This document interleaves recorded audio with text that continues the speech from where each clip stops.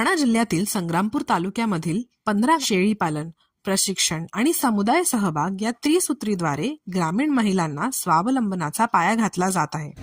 आणि त्याच्यामुळे दुष्काळी भागामध्ये सुद्धा आपण एक मोठं काम करू असा आम्हाला विश्वास आहे. प्रकल्पाची व्यापकता आणि शाश्वतता वाढवण्यासाठी आम्ही 15 गावामध्ये धामणगाव या गावामध्ये रिसोर्स सेंटरची निर्मिती केलेली आहे, नियोजन केलेलं आहे.